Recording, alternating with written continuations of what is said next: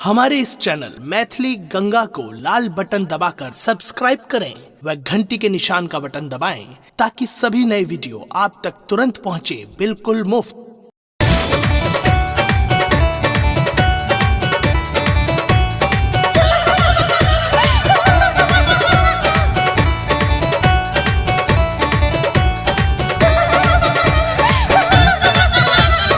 अपने सुन रही थी गंगा कैसे की प्रस्तुति।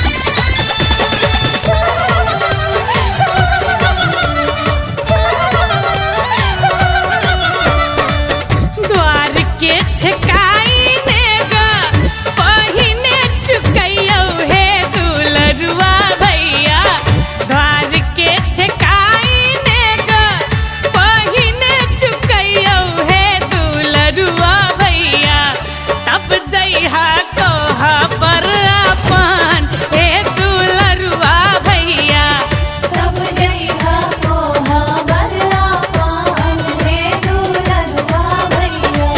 ससुर के कमाई देलहा बहिनी के दियो हे दुलरुआ भैया। तब जइहा कोहा पर अपन हे दुलरुआ भैया। तब जइहा कोहा पर अपन हे दुलरुआ भैया।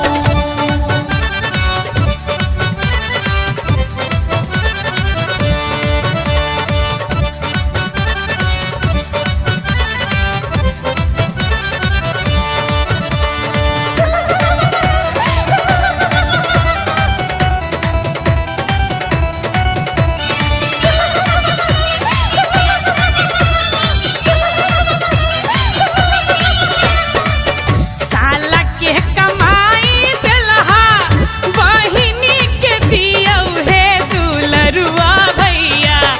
साला के कमाई देलहा बहिनी के दियो हे दुलरुआ भैया। तब जइहा कोहा पर अपन हे दुलरुआ भैया। तब जइहा कोहा पर अपन हे दुलरुआ भैया। बहुत दिनों से हम असरा लगलियै हे दुलरुआ भैया। आज असरा दियहु ना पुराय हे दुलरुआ भैया। तब जइहा कोहा पर अपन हे दुलरुआ भैया।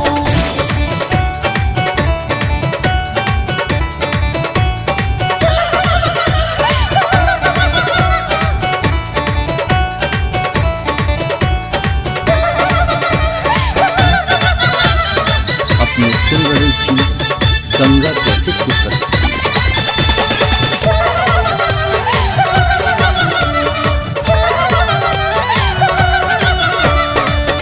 कोहबर लिखाई पहिने भौजी से लेबै हे दुलरुआ भैया। कोहबर लिखाई पहिने भौजी से लेबै हे दुलरुआ भैया। तब दीहा अपन कमाई हे दुलरुआ भैया। तब जइहा कोहा पर अपन हे दुलरुआ भैया।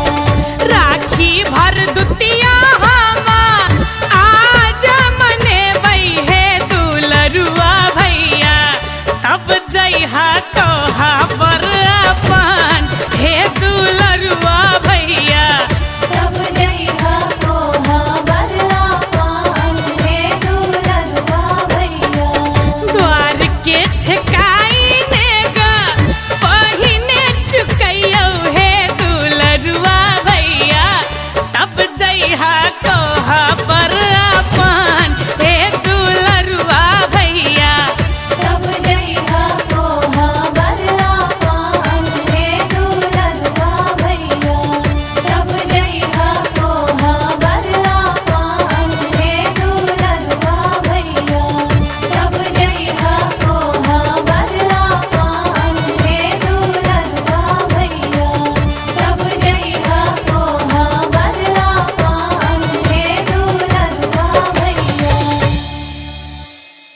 हमारे इस चैनल मैथिली गंगा को लाल बटन दबाकर सब्सक्राइब करें व घंटी के निशान का बटन दबाएं ताकि सभी नए वीडियो आप तक तुरंत पहुंचे बिल्कुल मुफ्त।